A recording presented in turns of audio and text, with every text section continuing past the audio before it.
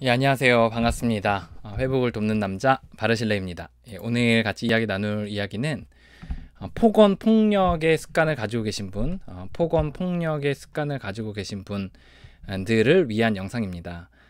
그래서 폭언 폭력으로 인해서 본인들이 하고 싶지 않은데 자꾸 하게 되는 사람들을 위한 영상이라는 점, 그 부분에 대한 어느 정도 같이 공감대를 얻고 또 원인과 또 어떻게 되는지에 대한 이야기를 같이 나누고 싶은 분들 또 같이 영상을 시청해 주시면 될 것 같습니다.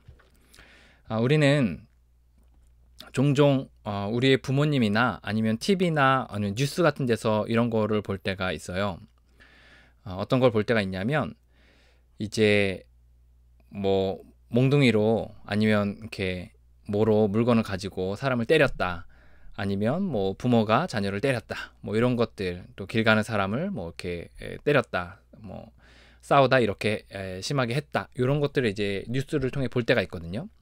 그럼 이제 굉장히 이제 그런 것들에 대해서 좀 경멸해하고, 그리고 그런 것들에 대해서 어떻게 저럴 수 있나라는 이해가 안 될 때가 많아요.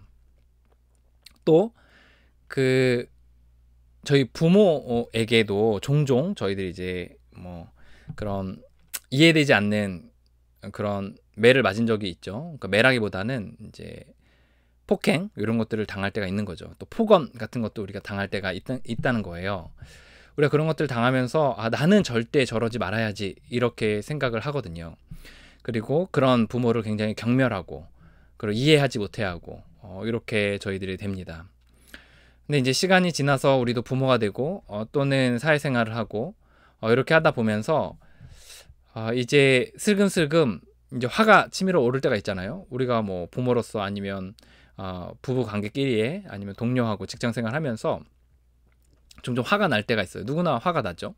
근데 그때 이제 우리가 나도 모르게 이제 물건을 집어던져서 던지거나 아니면 이제 내리치거나 아니면 폭행을 하거나 아니면 내가 전혀 마음에도 없는 폭언 같은 것들을 할 때가 있다라는 거예요. 그러면 우리는 어떻게 생각하냐면 내가 왜 이랬을까 이렇게 생각이 들고 다신 하지 말아야지 이렇게 생각이 드는 거죠. 그러다 또 시간이 지나서 다시 하게 되고, 또 시간이 지나서 또 다시 하게 되고, 이렇게 그게 기간이 한 뭐 3개월 뭐 길면 6개월도 이렇게 되기 때문에 이제 3개월 6개월 동안은 잠잠하게 지내기 때문에 내가 괜찮다고 생각하지만 다시 넘어지고 또 다시 그렇게 하고 이런 것들을 이제 반복을 하는 거예요.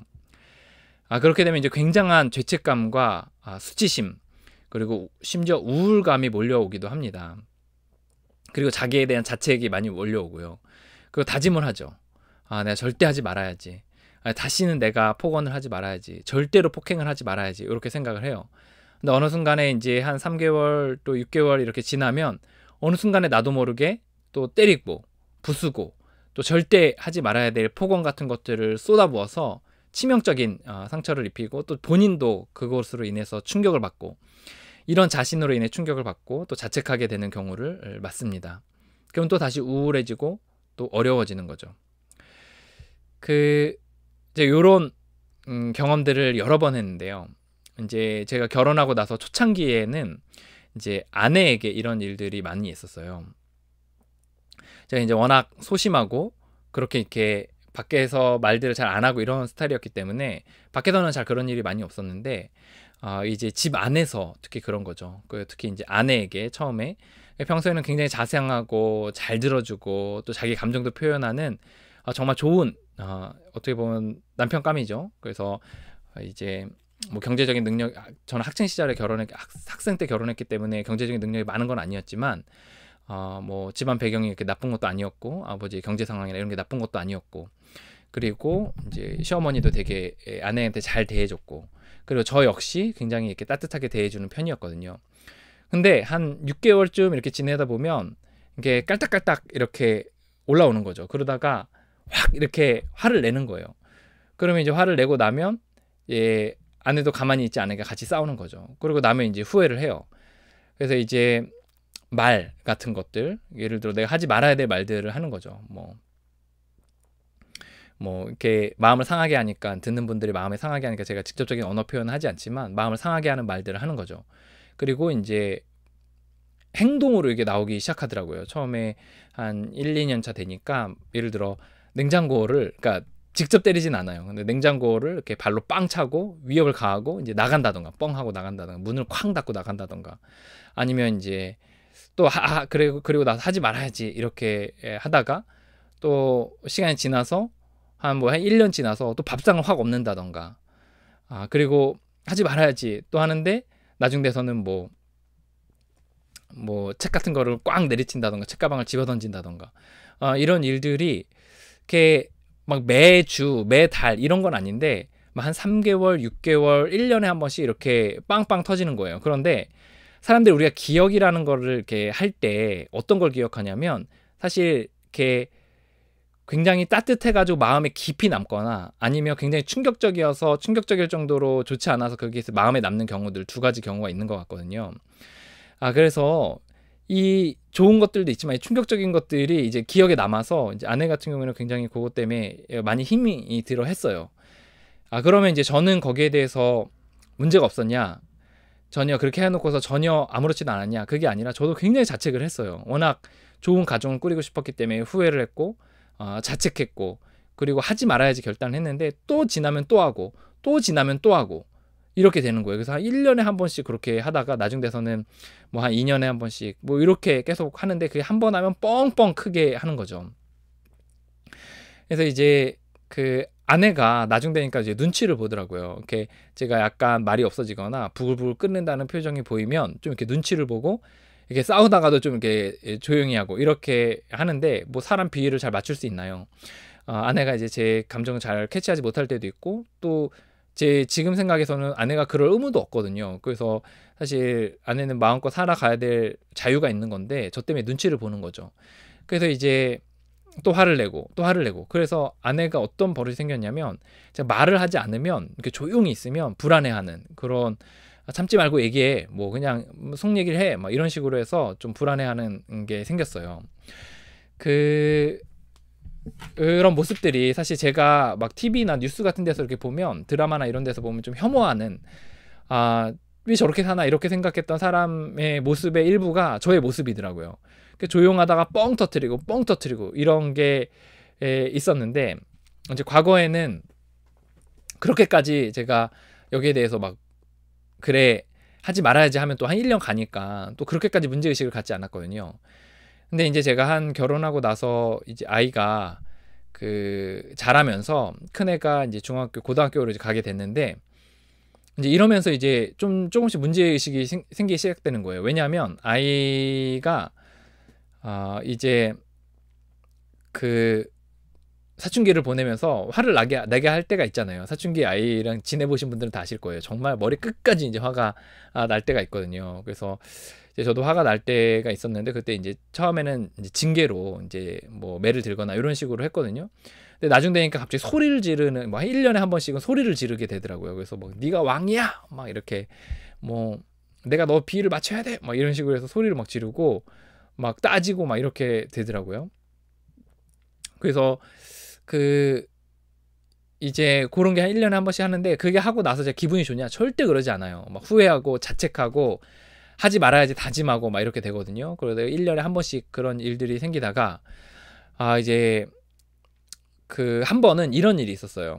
제가 아이에게 매를 들지 않고서 손찌검을 한 적은 없었거든요. 근데 이제 그러니까 매를 딱 정식 절차를 밟아서 너 몇 대 맞을지 얘기해. 그렇게 해가지고 이제 매를 들었는데 이제 언제부터 제가 좀 이게 분노가 문제가 있다고 생각이 들었었냐면 이제 초등학교를 졸업하면서 아이가 너무 크다는 생각이 들어서 이제 더 이상 매로 징계하지 않겠다 이런 생각이 들었는데 중학교 2학년 3학년이 되면서 이제 아이가 이제 2학년쯤 됐는데 이제 중2병 있잖아요. 그래서 막 이렇게 진상을 부리고 막 이렇게 하는데 제가 다시 매를 들더라고요. 절대 매를 들지 말아야겠다고 생각했는데 매를 들었는데 매를 어떻게 드냐면 준비된 매가 아니라 아무거나 뽑아들어서 매같이 생긴 거를 드는 거예요.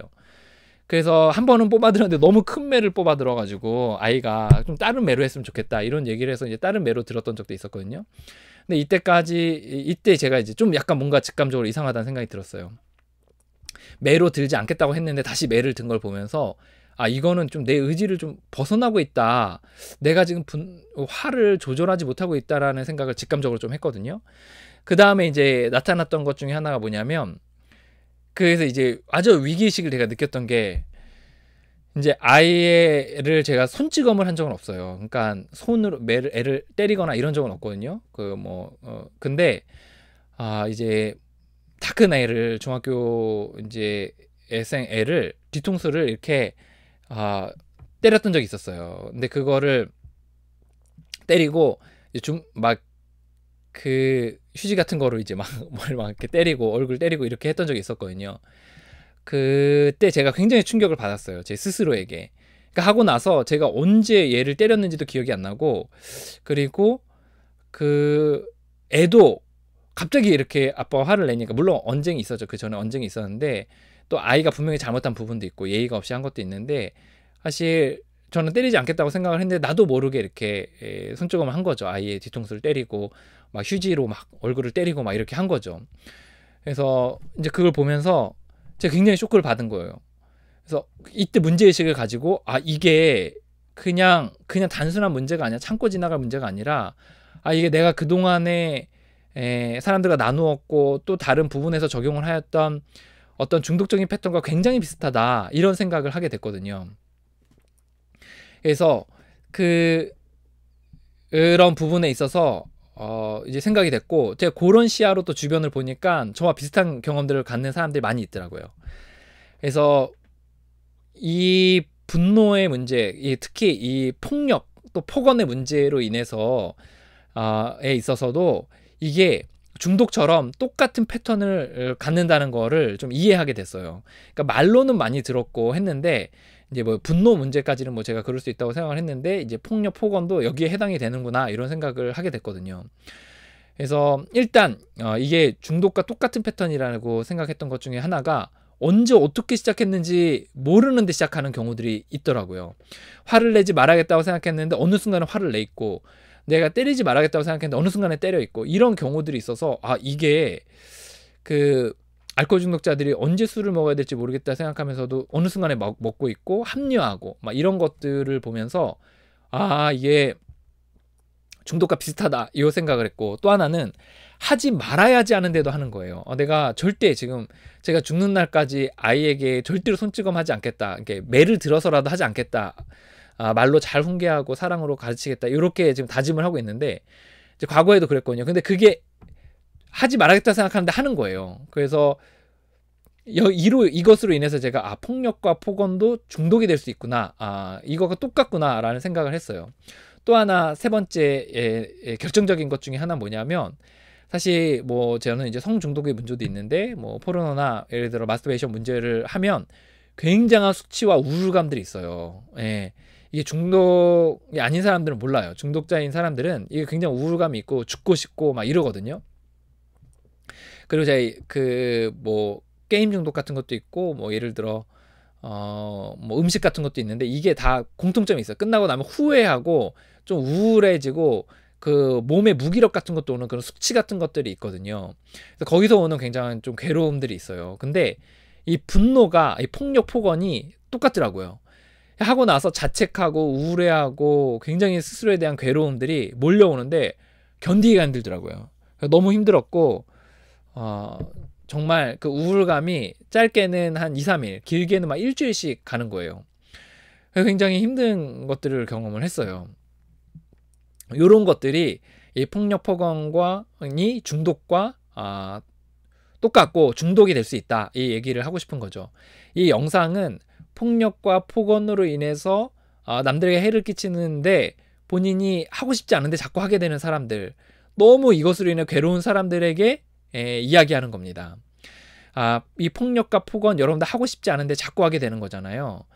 그리고 이것으로 인해서 자꾸 해를 끼치고 본인도 괴롭고, 그리고 자신의 관계도 깨지고 또 마음의 죄책감도 생기고, 이런 것들이 문제가 생기는데, 이 부분이 어떻게 보면 병이라고 할 수 있는 거예요. 분노 조절 장애가 사실 병이잖아요. 그래서 이것처럼 폭력 폭언도 이제 병이다, 이렇게 이해할 수 있어요. 어떤 병이냐?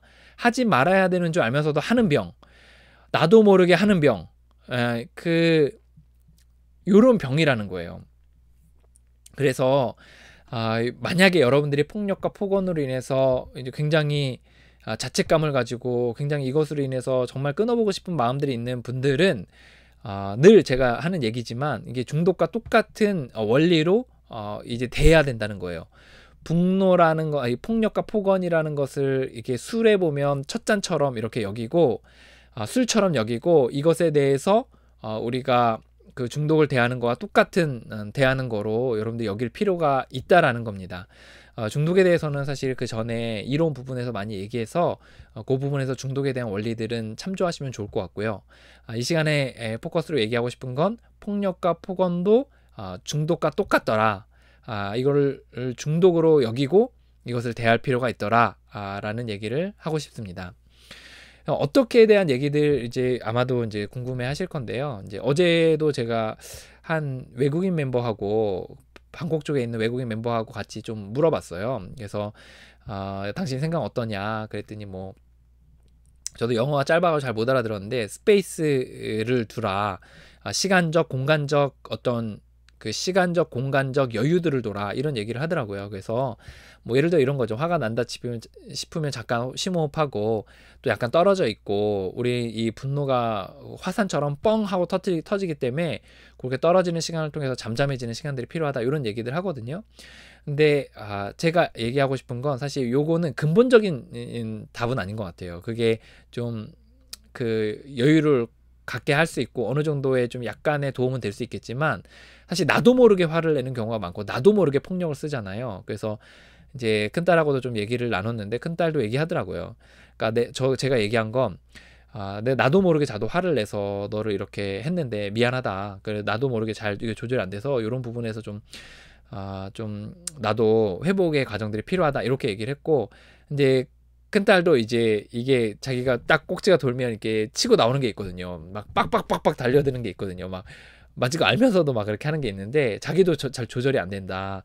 그때 되면 잘 생각이 안 난다. 이런 얘기 하더라고요. 그래서 이게 뭐 그렇게 내가 하지 말아야지 뭐 조심해야지 여유를 둬야지 이렇게 한다고 사실 되는 문제는 아닌 것 같고 중독처럼 사실 우리가 할 수 있는 부분은 아닌 것 같아요. 그래서 내가 여기에 대해서 좀 무력함을 인정하고 또 이거는 문제는 상징에 불과하다는 이해도 좀 하고 그런 가운데서 좀 우리가 중독과 더불어서 똑같이 회복하는 과정들이 좀 필요하지 않나 이런 생각을 했습니다. 예, 오늘 여기까지 나누도록 하겠습니다. 오늘 영상이 여러분들에게 좀 여러분의 증상에 대해서 조금 이해가 될 수 있도록 도와주는 영상이었으면 좋겠고요. 죄책감 중의 일부가 좀 덜어지고 대신 또 치료적인 회복적인 방법으로 나아가는 그런 어떤 그 브릿지 역할을 하는 영상이 되었으면 좋겠습니다. 여러분들 고생하시고 계십니다. 또 응원합니다. 여러분들 또 혼자가 아니라는 거 다시 한번 좀 강조해서 말씀드립니다. 여러분을 진심으로 응원합니다. 화이팅입니다.